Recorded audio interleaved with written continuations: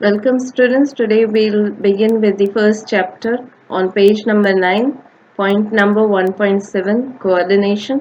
Coordination is said to be required at every stage of the management, every level of management, and it is necessary right from the planning to the controlling. So it is required from the beginning to the end of the management functions. Coordination give a sort of assurance for the accomplishment of the objectives. अगर सही तरीके से आपने coordinate किया है अपनी activities को तो बिजनेस के एक्टिविटीज़ बिजनेस के ऑब्जेक्टिव्स अचीव होंगे. No work will remain incomplete and no work will be duplicated. कोई भी वर्क रिपीट नहीं होगा, इनकम्प्लीट नहीं रहेगा. To bring meaning is to bring coordination and harmony among the different functions carried out by the different department in the business unit is called coordination. Coordination is to bring coordination among the functions, coordination among the activities, coordination among the workers, and harmony among the different functions carried out by the different departments in the business is called coordination. Here, to understand the meaning, I would like to give an example कि जब आपको group activity दिया जाता है class में तो आप जो ग्रुप एक्टिविटीज 4 जनों के बीच में प्रोजेक्ट अगर करना है, पीपीटी बनाना है, तो आप क्या करेंगे? 4 जने जो है वो पीपीटी बनाने का या उसको प्रेजेंट करना है क्लास में, तो आप काम अपना डिवाइड कर लेते हैं. किस तरीके से डिवाइड करेंगे? फर्स्ट पर्सन जो इंफॉर्मेशन ऑनलाइन ढूंढने में एक्सपर्ट है तो वो इंफॉर्मेशन ढूंढ कर लाएगा. दूसरा पर्सन होगा जो इंफॉर्मेशन को शॉर्ट कर देगा, जितना इम्पोर्टेंट है उतना ही वो उसको ब्रीफ कर देगा. थर्ड पर्सन होगा जो पीपीटी बनाने में ज़्यादा अच्छा है तो वो पीपीटी बना लेगा. फोर्थ पर्सन जो प्रेजेंट करने में अच्छा है, बोलने में अच्छा है, तो वो प्रेजेंटेशन कर देगा. तो चारों ही लोगों ने अपना अपना काम डिवाइड कर लिया अपनी एफिशिएंसी के बेस पे. तो यहाँ पे कोई भी काम रिपीट नहीं होगा, कोई भी काम ना तो डुप्लीकेट होगा ना तो इनकम्प्लीट रहेगा. इंफॉर्मेशन लिया जाएगा, इंफॉर्मेशन को शॉर्ट किया जाएगा, पीपीटी बनाया जाएगा और उसको प्रेजेंट भी किया जाएगा.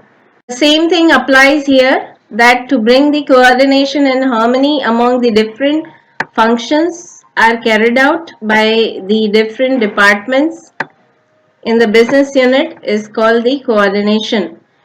कि यूनिट के अंदर भी आप जितने भी सारे फंक्शंस हैं उसको आप डिवाइड कर लेते हैं डिफरेंट डिपार्टमेंट्स में, और डिफरेंट डिपार्टमेंट में डिवाइड करने के बाद आप लोगों को डेलीगेट कर देते हैं responsibility, and along with the responsibility you give them authority as well. सबको अपना काम पता है, ऑर्गेनाइजेशन स्ट्रक्चर आपने बना दिया है कि कौन किसको आंसरेबल होगा, कौन किसको रिपोर्ट बना के प्रेजेंट करेगा, कौन किसको सुपरवाइज करेगा. ये सारा ऑर्गेनाइजेशन चार्ट से, स्ट्रक्चर से क्लियर हो जाता है. तो आप जब भी फंक्शंस को डिवाइड करते हैं डिपार्टमेंट में और रिस्पॉन्सिबिलिटी दे रहे हैं, सबको अपना अपना काम डिफाइन कर रहे हैं, तो इन अ वे आप कोऑर्डिनेशन कर रहे हैं. तो कोऑर्डिनेशन करने से आपका काम जो है वो डुप्लीकेट नहीं होगा और कोई काम अनडन नहीं रहेगा. Then we come to page number 10, that is characteristics of coordination. Number 1 is coordination is required for all the activities right from planning to the controlling. Therefore, management process is not possible without coordination. Coordination हर जगह पे चाहिए, planning से लेके controlling तक. हर function को जितने भी सारी आपकी फंक्शंस हैं, प्लानिंग, ऑर्गेनाइजिंग, कंट्रोलिंग, डायरेक्टिंग, सबको कोऑर्डिनेट करना ज़रूरी है सो दैट डुप्लीकेशन नहीं हो, वेस्टेजेस नहीं हो. Point number 2, coordination is required at every level of the management. Coordination हर जगह चाहिए, टॉप लेवल में भी, मिडिल में भी एंड बॉटम में भी. काम को कोऑर्डिनेट करके ही करना will be more easier to achieve the objectives. Third is success of the coordination depends upon the effective communication. Communication के ऊपर डिपेंड करता है कि कोऑर्डिनेशन आपका सही तरीके से हो पाता है. इफेक्टिव कम्युनिकेशन इज कि हर एक डिपार्टमेंट में आपने काम तो डिवाइड कर दिया, बट हर एक डिपार्टमेंट के बीच में कम्युनिकेशन होना चाहिए. Production department officers should communicate with the sales department, with the finance department and all the other departments. तो सही तरीके का communication भी ज़रूरी है for the success of the coordination. Point number 4, coordination is not possible without cooperation. Cooperation is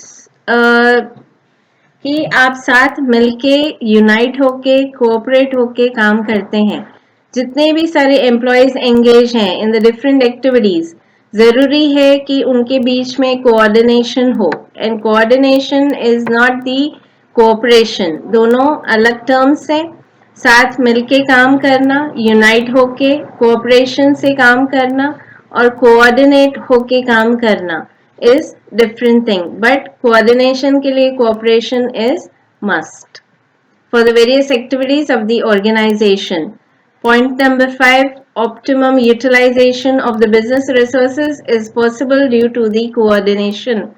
Optimum utilization हो पाता है, wastages नहीं होते हैं. That we have learned today itself कि जब coordination होता है, आपने सही तरीके से सारी activities को अगर डिवाइड किया है, डिपार्टमेंट में आपने सारी एक्टिविटीज को डिवाइड कर दिया, लोगों को, एम्प्लॉयज को डेलीगेट कर दिया रिस्पॉन्सिबिलिटी एंड अथॉरिटी, तो हर एक काम सही तरीके से आपने दे दिया है. ऑर्गेनाइजेशन चार्ट भी आपने बना दिया है जो रिलेशनशिप डिफाइन करेगा.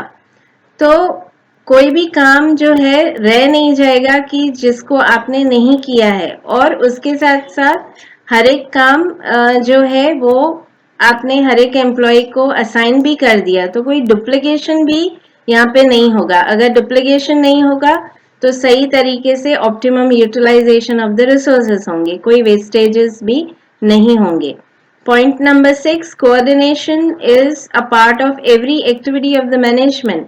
प्लानिंग है तो प्लानिंग भी अगर किया जाएगा तो जो टीम प्लानिंग कर रहा है, ग्रुप ऑफ पीपल जो प्लानिंग कर रहे हैं, तो वहां पे भी कोऑर्डिनेशन रिक्वायर्ड होगा. सारे ही जो एक्सपर्ट्स इन्वॉल्व हैं प्लानिंग करने में, तो वो भी आपस में अपना काम डिस्ट्रीब्यूट कर देंगे. डिस्ट्रीब्यूट करने के बाद वो अपना काम अपने अपने पार्ट अपने अपने काम का पार्ट पूरा करेंगे और कोऑपरेशन से करेंगे. तो वो भी coordination is required in every activity. Therefore, coordination is considered as the soul of the management. Then we have the importance of coordination. Point number 1, coordination makes the management functions like planning, organizing, directing, controlling, etc. effective. मतलब कि coordination जो है दूसरे functions को ज़्यादा effective बनाता है. Coordination is the process की प्लानिंग आपने किया या ऑर्गेनाइजिंग किया, तो वहाँ पे भी जो टीम ऑर्गेनाइजिंग कर रही है वो भी अपना काम सही तरीके से टीम के मेंबर्स के बीच में उसको डिस्ट्रीब्यूट कर देगा. तो कोई काम भी रह नहीं जाएगा करने का और डुप्लीकेशन भी नहीं होगा, वेस्टेजेस भी रिसोर्सेज का नहीं होगा. तो हर एक काम अच्छी तरीके से प्लानिंग हो, ऑर्गेनाइजिंग हो, कंट्रोलिंग हो, इफेक्टिवली हो पाएगा. That is because of the coordination. आपने सही तरीके से काम डिस्ट्रीब्यूट किया है among the members of the group. Then point number 2, importance is कि coordination makes possible all the business activities in a easy manner. काम जो है आपका बिजनेस का कोई भी एक्टिविटी है उसको इजी बना देता है. सही तरीके से आप इजीली काम कर पाते हो. जैसा आपको एग्जाम्पल इन द बिगनिंग दिया कि आपको स्कूल का प्रोजेक्ट करना है, तो आपने सारे चारों के बीच में काम बांट दिया, डिस्ट्रीब्यूट कर दिया, सबको अपना अपना रिस्पॉन्सिबिलिटी और अथॉरिटी भी असाइन हो गया. अपना पार्ट ऑफ वर्क आप अपने तरीके से कर सकते हैं. तो इजीली काम हो जाता है, किसी एक के ऊपर वो बर्डन ओवर बर्डन भी नहीं होता है.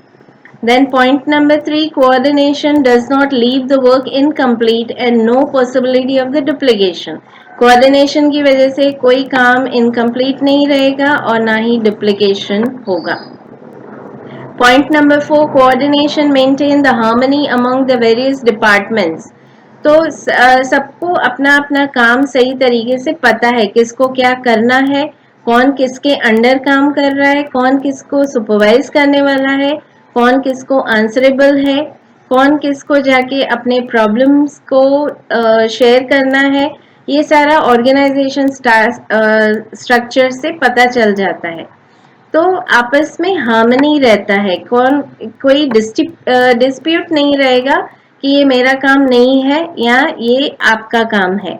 तो कोई यहाँ पे डिस्प्यूट नहीं है, सब क्लियर हो जाता है किसका क्या काम है, किसको कितना करना है. तो coordination brings the cooperation and harmony. Point number 5, coordination enables to maintain a balance between the order and the time of the business activities performed by the various departments. It means कि अगर आप coordinate करके काम करते हैं, जैसा कि school का काम आपने कोऑर्डिनेट करके 4 लोगों ने साथ मिलके काम किया, तो उसका ऑर्डर पता चल जाता है आपको कि पहले इंफॉर्मेशन कलेक्ट किया जाएगा, सेकंड होगा कि उसको शॉर्ट किया जाएगा इंफॉर्मेशन को, थर्ड ऑर्डर होगा कि उसका पीपीटी बनाया जाएगा, फोर्थ काम होगा कि उसको प्रेजेंट किया जाएगा. तो अगर आप कोऑर्डिनेट करते हैं और कोऑर्डिनेशन के साथ काम करते हैं, तो आपके काम का ऑर्डर डिफाइन हो जाता है कि पहले कौन सा काम करना है, बाद में कौन सा करना है, और टाइम भी आपका फिक्स हो जाता है for the activities that are performed by the different departments.